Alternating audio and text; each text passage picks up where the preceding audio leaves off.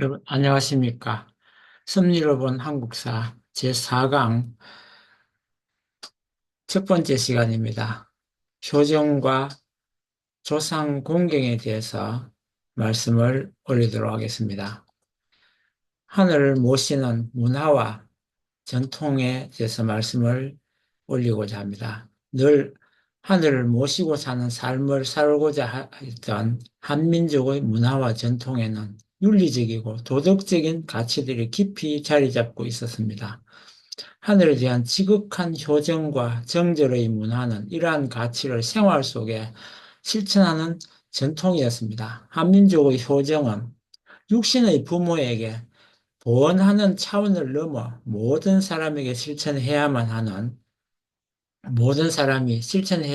인륜의 근간이자 자기 존재의 뿌리이며 생명의 근원을 소중히 공경하는 자존의 근본으로 의미를 가지게 됩니다. 이러한 효정은 또한 어버이와 가족, 이웃을 지키고 국난을 헤쳐나가는 원동력이 되었으며 가족을 중심으로 사회와 국가를 지탱하는 정신이 되었습니다. 1973년 런던을 방문한 아놀드 토인비 박사는 한민족의 효 문화에 대해 듣고 눈물을 흘리며 감동하고 만약 인류가 새로운 별로 이주해야 한다면 꼭 가져가야 할 제1의 문화가 한국의 효문화라고 극찬하면서 이러한 효와 정의 문화가 한민족의 기본적인 가치이자 정신이기에 경제적으로 빠르게 성장할 수 있을 것이라고 말하였습니다.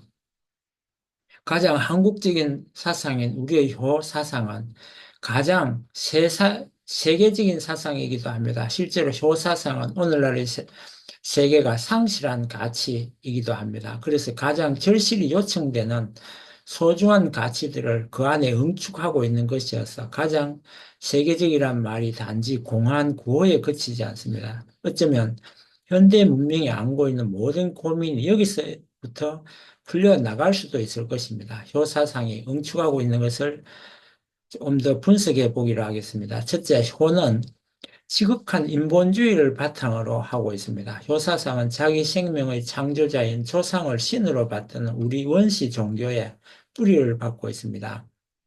사람은 살아서는 사람이지만 죽어서는 신이 된다는 사상을 가지고 있었습니다. 사람이 곧 신일 수 있다는 이 생각을 가진 것입니다. 그것은 인간 위에 어떠한 권위도 용납되지 않는 지극한 인본주의가 아닐 수 없습니다. 국조 당군의 이념이 홍익인간이요 민족 종교 동학이 인내천을 표방한 것도 결코 우연이 아닐 것입니다.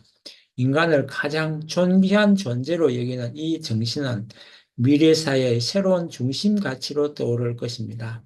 기계 문명 속에서 인간이 기계의 부속품으로 전락하는 극도의 인간 소외를 체험한 인류에게 앞으로 가장 절실한 과제는 인간 회복이기 때문입니다.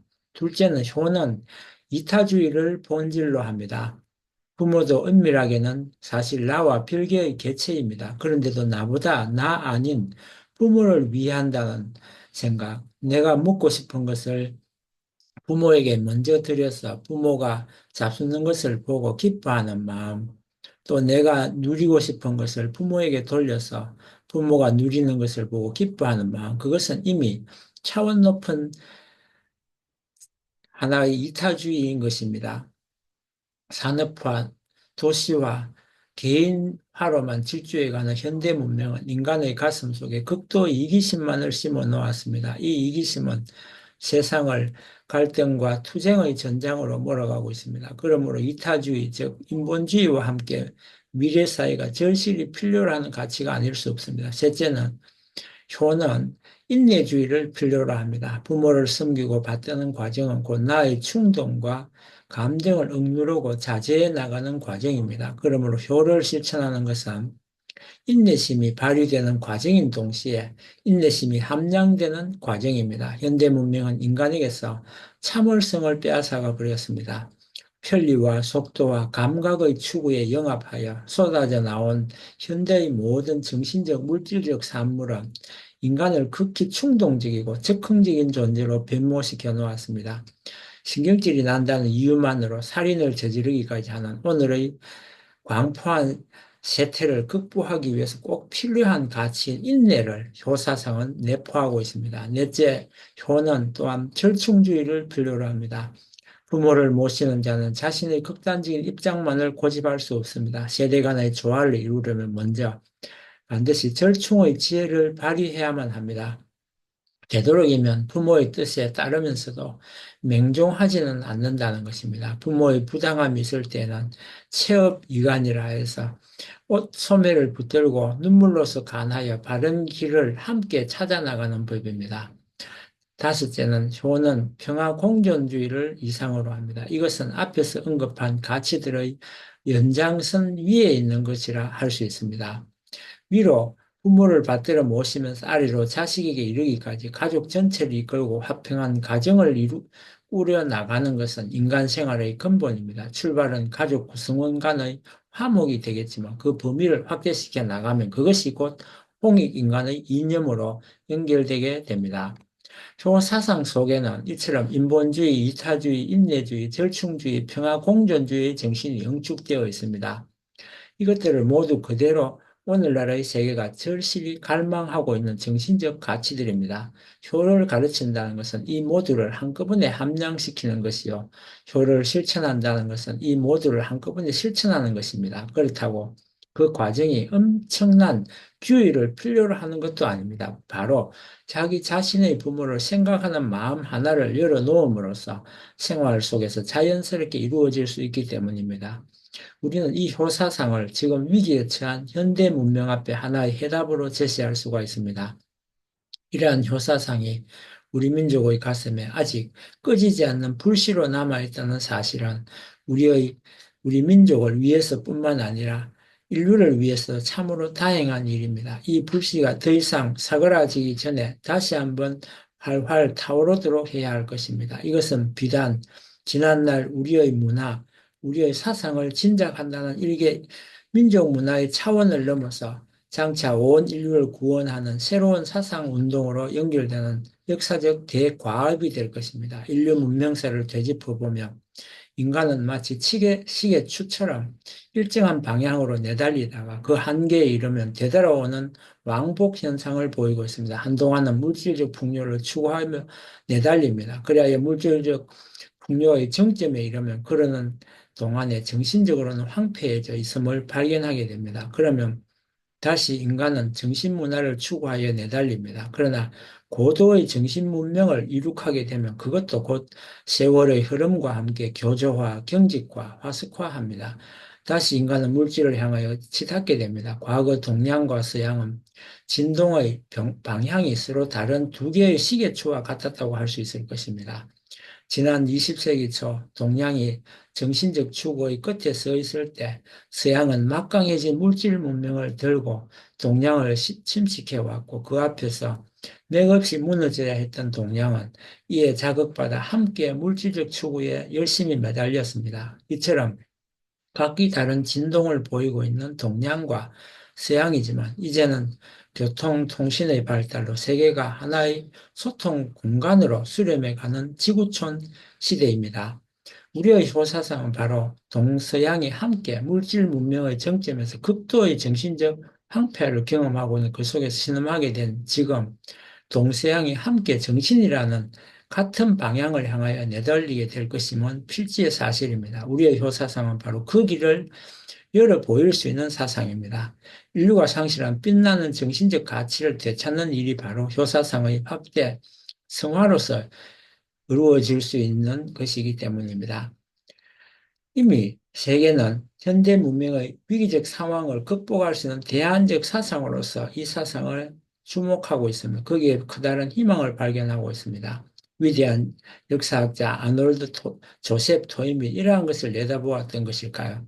한국에 와서 연구한 적도 없는 그가 이런 말을 남기고 있습니다. 장차 한국 문화가 세계 인류에 기여할 것이 있다면 그것은 바로 부모를 공개하는 효사상일 것이라고 했습니다. 심청전에서도 아이고 아버지 하는 심청의 부르짖음에 신봉사가 눈을 뜨는 순간 그 자리에 있던 모든 장님이 눈을 떴던 것처럼 우리의 효사상에 온 인류가 함께 눈을 뜨는 그런 날이 오기를 기대해 봅니다. 아니 반드시 그리 될 수밖에 없는 필연성 속에서 그 숙명의 시간을 향해 걸어 나가야 할 것입니다. 지금까지 제가 말씀드린 내용은 한국인에게 무엇이 있는가라는 1999년 정신세계에서 발간했던 홍일식 박사님의 내용, 효의 사상에 대한 내용이었습니다. 그 밖에도 우리나라에는 효의 하나로서 심요살이라는 것이 있었습니다. 심요는 돌아가신 부모의 묘 옆에 막을 짓고 3년간 묘를 돌보는 적극적인 효의 실천이었습니다. 그래서 이를 여묘살이 또는 심묘살이라고 하였습니다. 실제로 고성에 제가 가보니까 심묘살이를 했던 흔적이 그대로 남아 있었습니다. 심효는 부모를 돌아가시게 한 죄인으로서 3년간 고통스러운 생활을 해야 한다는 관념이 낳은 3년상의 실행 방법입니다. 의례의 효자는 의료에 거처하는데 거적 위에서 흙덩이를 베고 자며 질과 대를 벗지 않고 우제를 지낸 후 기둥으로 들보를 받치며 자리를 깔고 잔다라는 내용인데 이것이 예론의 근거가 되는 것입니다. 1500년대에 이황은 한나라의 당나라 이후에 거려라는 말이 사라져 여묘하는 사람이 있으면 그 마을에 정문을 세워줬다 했습니다. 이 때문에 여묘가 풍속이 되자 반혼하는 예가 사라져 한탄스럽다라고 하였습니다. 여기서 반혼은 돌아가신 그 혼을 도로 집에 모셔오는 것을 말하는데 이 의조는 아래 정해에서 예학자의 여묘 예설을 소개하고 혹시 독자라면 괴연을 모실 사람이 없으므로 여묘는 불가하다라는 내용이 적혀 있습니다. 주자 역시 한천에서 거상할 때 독자였습니다. 도함은 묘가 중요하므로 예를 안다면 장사 후 반혼해야 하기에 심요하지 못한다고 했고 형제가 있다면 맏아들은 괴연을 모시고 둘째 아들은 염유하는 것도 가능하다라고 하였습니다. 그러나 고려나 조선시대 기록에 보이는 시묘는 대부분 효의 실천을 강조합니다. 그래서 공자가 죽었을 때 6년이나 심유한 자공이나 고려말 100일 탈상하는 사대부와 달리 독자적으로 심유한 신진유학자 정몽주의 사례로 유교의 3년상을 권장하기도 하였습니다. 정몽주, 염신약, 배홍식, 송윤 등은 국가에서 심유한 사람을 찾아 포상한 사례들입니다. 삼강 행실도의 최누백이 아버지를 잡아먹은 호랑이를 잡아 복수한 다음 3년간 여묘에서 살았다는 설화 역시 이와 같은 맥락이기도 합니다. 역설적으로 유교 이념을 실천하고자 권장한 심요는 가래, 집남 등의 예서에는 보이지 않습니다. 상변 통고에서는 여묘집이라는 조목을 두어 여묘는 잘못된 것이라고 비판하기도 했습니다. 유교식 상례에는 장지에서 제주한 신주를 반원하여 괴연에 모시게 되어 있습니다. 그런데 심요하면 반원의 시기가 심요살이를 마친 3년 후가 되어 유교식 예법을 어기게 되는 결과를 가져옵니다. 게다가 반원 후에 3년상의 예법을 지키지 않는 폐단이 발생하자 관리들 사이에 논쟁이 일어나기도 하였습니다. 반호는 앞서도 말씀드렸지만 장사를 지낸 뒤에 신주를 집으로 도로 모셔오는 일을 말하는데 그런데 예학자들은 예법도 중요하지만 3년상이라는 예법을 제대로 지키지 못할 바에는 심요라도 하여 효도를 하라고 주장했습니다. 이황은 장사 후에 신주를 집으로 모셔오는 반혼이 올바른 예법이라고 하면서도 반혼 후 사람들이 예법을 지키지 않는 것이 심요의 혼잡보다 더 나쁨으로 차라리 심요하여 반혼의 문제점을 줄이자고 하긴 하였습니다. 율곡 이인은 장사 후에 반혼하는 집이 많은데 이는 정말 바른 예의라 했습니다. 그런데 반혼 후 각기 제 집으로 돌아가 처자와 함께 거처하면서 예법을 크게 무너뜨리니 한심하다라는 말을 남겼고 의의상에는 반혼을 하는 예를 따라 조금도 부족함이 없어야 하나 만약 그렇지 못하면 예풍속에 따라 심요하는 것이 옳다라고도 하였습니다. 심요를 하게 되면 반혼뿐만 아니라 부재의 시기도 늦어져 유교식 예법에 어긋나게 됩니다.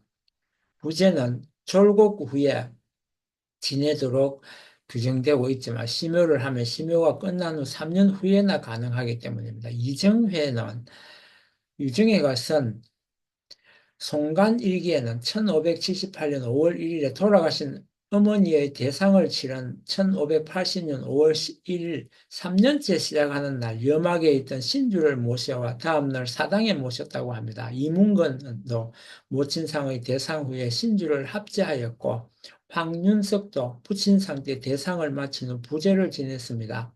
이렇듯 조선에서는 부제 역시 한국 상황에 맞게 3년 후에 지내는 것을 인정하여 심효와 반원이 공존하게 되었습니다. 한편 심효할 때 거치하는 염악의 구조를 보여주는 자료는 거의 없는데 가래 집남 도설에 의뢰도가 그려져 있습니다. 의뢰도에는 동쪽 벽의 서쪽에 기대어 지은 운막을 그렸는데 풀로 거적을 엮어 덮었다고 하였습니다.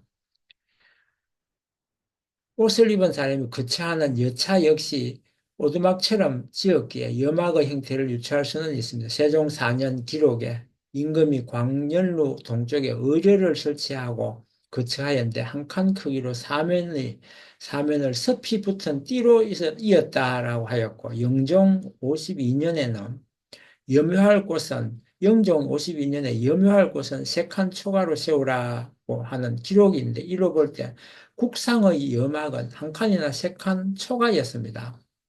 최근에 염악을 선사시대 움집 형태로 추측하였지만 오승화는 기록과 복원한 사례를 비교 연구하여 염악은 비교적 간단한 목재에 초본율을 엮어 지상에 세운 임시 건조물로 움집과는 다르다고 하였습니다. 19세기 말 풍속 화가인 기산 김중건은 풍속화의 효자가 심묘하는 그림이 나오는데 꽤 큰 초가입니다.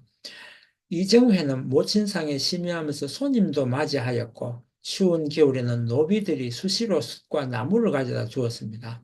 묵제일기에는 염막은 묘소 아래에 있고 묘소 바로 옆에 취사가 가능한 사토막이 있었으나 추위로 인한 피해, 감기 등의 병치레 기록이 많았습니다. 거창 김건추의 염효일기에는 염막의 침수, 태풍, 벌레, 습기, 염막 붕괴 등이 기록되어 있습니다. 이처럼 묘지 근처의 임시 거처로서 염막은 자연재해에 취약하여 추위와 더위에도 매우 약한 구조여서 아무리 효자라도 그 고통이 심했음을 알 수 있습니다. 특히 일기에 따르면 심효하는 중에도 첫째, 묘소 관리와 3년상의 기본 예절을 수행하였습니다. 둘째는 조문객을 맞이하였습니다. 셋째는 유학 관련 서적을 읽는 등 유학자의 활동을 이어갔습니다.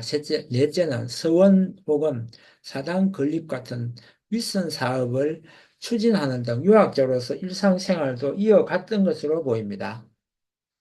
김성일이 쓴 내용을 보고 김성일은 43세에 부친상을 당하여 부친의 행장과 묘지문을 작성하였고 상내 고정을 편찬하였습니다. 유성룡은 역시 60세에 모친상을 당해 신종록, 영모록, 상내 고정 등을 찬술하였습니다. 관직을 사직한 후 심요 3년이라는 시간은 유학의 지식을 넓히고 위선 사업 등 미뤄두었던 사업을 추진할 수 있는 기회이기도 하였습니다. 심효의 거처인 염학은 두 번의 여름과 겨울을 나야 하므로 최소한 식사와 취침을 할 수 있고 겨울의 한파를 막을 수 있는 난방시설을 갖추었을 것으로 짐작됩니다. 그러나 일상생활을 하는 데는 여러 장애 요소가 있었던 것도 사실입니다.